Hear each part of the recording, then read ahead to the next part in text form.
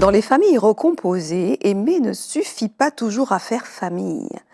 Comparaison, préférence, gestes anodins qui trahissent, et parfois cette vérité difficile à regarder.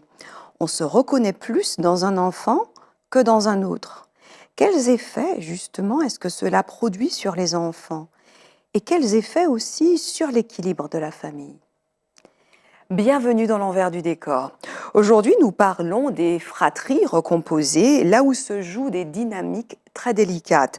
Les comparaisons, les préférences, les gestes inconscients qui blessent, cette difficulté parfois inavouable à se sentir pleinement parent de chaque enfant, sans accuser, sans juger, mais pour comprendre comment ces mécanismes impactent profondément les enfants. Je vous invite à en discuter avec moi dans cette émission, dans ce numéro de l'envers du décor.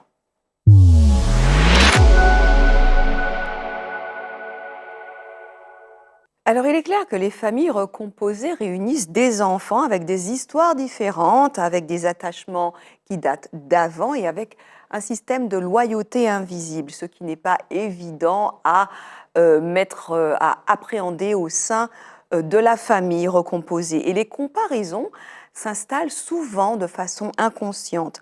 Alors, par exemple, elles peuvent se faire au niveau des résultats scolaires, des comportements, de la ressemblance aussi, et de la facilité relationnelle, c'est-à-dire que on a plus parfois de facilité à rentrer en lien avec nos propres enfants plutôt qu'avec l'enfant de notre compagne ou de notre compagnon, par exemple. Et certains parents, et ça c'est valable dans les familles qui ne sont pas recomposées, les familles normales, on va dire pas normales, on dira les familles traditionnelles, et aussi dans les familles recomposées, il y a certains parents qui se reconnaissent davantage dans un enfant par rapport au tempérament, par rapport aux valeurs, les valeurs similaires, par rapport au goût aussi, et aussi dans les familles recomposées, une histoire partagée, hein. Alors, il y a des gestes qui sont apparemment anodins, qui trahissent justement ses préférences, alors que ce soit le ton de la voix, que ce soit la patience dont on fait preuve envers l'un et qui n'est pas du tout la même quand on s'adresse à l'autre, l'indulgence, hein, on laisse aller et on laisse couler pour l'un, mais pour l'autre, on le rate jamais et on souligne même inconsciemment tout ce qu'il fait de mal ou d'inapproprié, voilà, ou bien même quand on le regarde, on se sent peut-être légèrement irrité ou agacé. Ça, ce sont des signaux qui indiquent qu'il y a un système de préférence qui est en train de se mettre en place, hein. Il y a aussi les attentes qui sont différentes par rapport à un enfant plutôt qu'un autre, hein. Et les enfants, le problème, c'est qu'ils ressentent très, très, très finement ces écarts, même quand on ne dit rien. Il faut savoir, encore une fois, que les enfants, ce sont des êtres émotionnels. Ils ressentent même tout ce qu'on ne dit pas. C'est-à-dire que ce qu'on dit, allez, on va dire 25%, ce qu'on ne dit pas, vous savez compter, hein, 25, 75%, voire même plus. D'accord? Donc ce qu'on ne dit pas, ils le ressentent profondément. Et même nos comportements inconscients, ce sont comme des mots que nous crions à leurs oreilles à leur sujet. On va voir justement d'où viennent ces comportements et les effets invisibles de ces comportements-là sur les enfants et la famille. Alors, l'enfant qui est moins reconnu ou qui est plus blâmé, qui est plus critiqué, peut développer un sentiment d'injustice, se mettre en retrait ou entrer systématiquement en opposition avec le couple parental. Et il peut également, au contraire, se mettre en quête d'une validation, tout pour plaire. Mais c'est-à-dire que quoi qu'on fasse, comme cet enfant n'est pas le nôtre, tout ce qu'il fait ne va jamais nous satisfaire, en fait. Et l'enfant va rentrer dans ce processus de toujours vouloir chercher la validation pour pouvoir se sentir aimé et valorisé au même niveau, à la même hauteur que l'autre est aimé et valorisé à ses yeux. Et l'enfant peut aussi rentrer, ce faisant, dans un processus de suradaptation. Ça fait penser à Cendrillon, vous savez. Voilà, c'était... Bon, alors Cendrillon, c'est une caricature. C'est une caricature où tous les traits sont poussés au maximum, mais ça donne une petite idée, même s'il n'y a pas de maltraitance à proprement parler, mais la différence de perception émotionnelle d'un enfant par rapport à l'autre peut rendre l'enfant qui est désavantagé émotionnellement très, très, très, très malheureux et lui porter préjudice pour le reste de sa vie. Et l'enfant préféré, lui, il peut porter une espèce de pression invisible, parce que de la même façon que l'enfant qui est moins préféré ressent cette préférence, l'enfant qui est préféré, lui, peut ressentir cette pression invisible de devoir rester à la hauteur. Il peut avoir peur de décevoir, il peut aussi nourrir de la culpabilité vis-à-vis des autres et peut aussi même se mettre à martyriser l'autre enfant dont il sent qu'il n'est pas le préféré. Et oui, et les comparaisons, justement, nourrissent ces rivalités, elles nourrissent les jalousies, elles nourrissent aussi les fractures relationnelles qui durent dans les fratries. Et on parle de famille recomposée dans cette émission, mais ce que je vous dis est aussi valable, également valable pour les familles traditionnelles, hein. Et dans les fratries recomposées, ces dynamiques réveillent des blessures d'abandon, des blessures de non-appartenance, des blessures de déloyauté envers le parent biologique également. Parce que quand on est dans une famille recomposée, il va sans dire que d'aucuns ne se gênent pour pourrir, hein, et pour médire ou pour critiquer le parent ou le compagnon dont il a pris la place, ou bien le compagnon ou la compagne dont il a pris la place, hein, voilà. Donc, on va pas se mentir, chez nous, ça se fait allègrement, hein, ça sort plus vite que l'éclair de notre bouche et on se retrouve à médire ou à dire ce que l'autre parent aurait dû faire et qu'il n'a pas fait, etc. Et du coup, le pauvre enfant se retrouve dans un conflit de loyauté entre son père ou sa mère biologique et son père ou sa mère, on va dire, d'accueil. Et ça, c'est hyper compliqué, c'est vraiment quelque chose qui s'ancre dans le fonctionnement dans l'enfant et qui constitue, qui fait partie, qui entre, c'est un élément qui est une partie constitutive de son type de personnalité qu'il est amené à développer plus tard. Et là, on va creuser un petit peu plus, on va commencer à se dire la vérité pour savoir comment réajuster sans culpabiliser.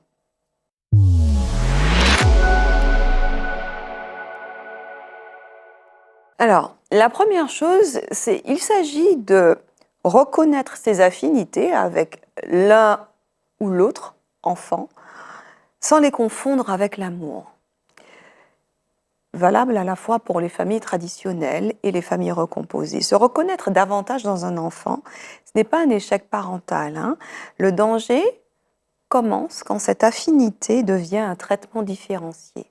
On sait dans notre cœur que effectivement, on se sent plus d'affinité, on a les mêmes goûts, il a les mêmes goûts que moi, etc. On se reconnaît plus dans un enfant plutôt que dans l'autre qui, même si il est de nous et même si effectivement on l'a accueilli au sein du foyer, on a moins d'affinité. Il ne faut pas confondre ces affinités communes avec un manque d'amour. Et justement, le danger commence là où on commence à traiter l'un différemment de l'autre. Quand on constate qu'on a ces affinités, on doit se dire consciemment, ok, j'ai cette affinité, mais ça ne veut pas dire, il faut que je fasse d'autant plus attention à ne pas différencier le traitement que je donne à ces deux enfants. L'enjeu est de distinguer cette affinité naturelle et l'équité éducative, c'est-à-dire éduquer et donner la même chose aux deux enfants, même si ce n'est pas de la même façon, parce que les enfants, ce sont des individus qui sont différents les uns des autres. Ils ont chacun leur individualité, ils ont chacun leurs préférences, chacun leur personnalité.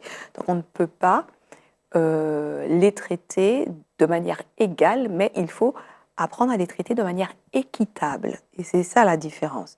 La deuxième chose, c'est qu'il faut comprendre que les enfants lisent les gestes plus que les discours. Comme je vous disais plus tôt, les enfants ne retiennent pas ce qu'on explique, mais ils retiennent uniquement ce qu'ils ressentent. Une attention inégale, même subtile, même occasionnelle, méfiez-vous, construit des croyances profondes sur leurs valeurs et la place qu'ils tiennent au sein de la famille. La troisième chose, c'est qu'il s'agit de construire une sécurité relationnelle pour chacun. Chaque enfant est différent. Il va se sentir en sécurité avec des choses, des mots, des gestes et des attitudes différentes, des postures différentes de la part des deux parents. Donc il faut apprendre à connaître l'enfant, à savoir ce qui le sécurise et lui apporter justement cette sécurité relationnelle pour qu'il puisse grandir pour qu'il puisse grandir de façon équilibrée et devenir un individu équilibré. Parce que dans une famille, recomposée ou pas, chaque enfant a besoin de sentir qu'il a une place légitime. Et chacun au sein de cette famille recomposée, que ce soit le parent, on va dire, de substitution dans cette cellule familiale, ou que ce soit l'enfant qui n'a peut-être pas sa mère biologique ou son père biologique au sein de cette structure familiale. Donc chacun a besoin de sentir qu'il occupe une place légitime, indépendante des comparaisons. Il n'a pas à se sentir menacé, l'enfant, par la comparaison qu'on va faire par rapport à son frère, par rapport à sa sœur, ou par rapport à qui que ce soit d'autre, en fait, parce que on n'aime pas être comparé naturellement, parce qu'on a cette volonté et ce sens de notre unicité. On sait qu'on est unique, et cette unicité qu'on ressent et qu'on n'ose peut-être pas verbaliser exclut la comparaison. Voyez-vous? Et la stabilité émotionnelle des adultes, c'est justement la clé pour apaiser les rivalités et créer un sentiment d'appartenance. Donc si vous-même, en tant que parent, vous n'êtes pas en sécurité, vous ne vous sentez pas en sécurité, si vous ne vous sentez pas épaulé, si vous ne vous sentez pas à l'aise à votre place, au sein même du couple, pour commencer, et au sein de la structure familiale, ce sera difficile pour vous de pourvoir un équilibre émotionnel à l'enfant qui n'est pas de vous, que vous soyez père ou mère de remplacement dans cette, on va dire, structurelle ou accompagnant, je préfère ce mot, accompagnant, dans la structure familiale. Donc on voit bien que les comparaisons blessent de façon durable et elles entrent en jeu dans la construction de l'individu que les enfants sont. On a tendance à oublier que les enfants sont des individus à part entière. Ils ne sont pas nos choses, ils ne sont pas des objets, ils ne sont pas des sujets qui doivent faire tout ce qu'on veut qu'ils fassent. Ils ont leur personnalité, ils ont leurs propres critères d'appréciation et ils veulent sentir qu'ils appartiennent à une cellule familiale pour qu'ils puissent croître, grandir de façon équilibrée. Les préférences inconscientes, on a vu qu'elles existent, mais elles peuvent être régulées pourvu qu'on en prenne conscience. Et les enfants ressentent déjà l'équité, l'égalité de traitement, en fait, être équitable. Ils ressentent cette équité avant même de la comprendre. Okay ? Et la famille, on a vu qu'elle se construit dans la justesse, dans on va dire la justice, mais la justesse. Poser les mots justes, poser les comportements justes, poser les postures justes, mais pas dans la perfection. La justesse, ce n'est pas la perfection. Ce qui est juste pour l'un ne sera pas nécessairement juste pour l'autre parce que chacun est différent. D'où ce traitement équitable qu'il est nécessaire d'avoir par rapport aux enfants dont on a la charge et qu'on accompagne. Donc on a vu que faire famille, surtout dans la recomposition, demande de la lucidité, ça demande de l'humilité surtout et beaucoup de conscience. Reconnaître ce qui se joue permet de réparer parce que rien n'est jamais perdu. Ça permet aussi d'ajuster et de redonner à chaque enfant une place pleine et entière au sein de cette famille, au sein de la cellule familiale. Voilà, c'est tout pour moi pour aujourd'hui et merci d'avoir suivi cette émission jusqu'à la fin. Si vous voulez poser vos questions, si vous voulez découvrir l'univers de Bicom et trouver même vous-même votre place au sein d'une famille recomposée, je vous invite à aller en ligne, visiter le site internet de Bicom, www.bicom-devenez.com. Et si vous avez des questions, n'hésitez pas à m'écrire à bicom.devenez@gmail.com. Et d'ici là, je vous dis à très très bientôt et prenez soin de vous. Bye bye.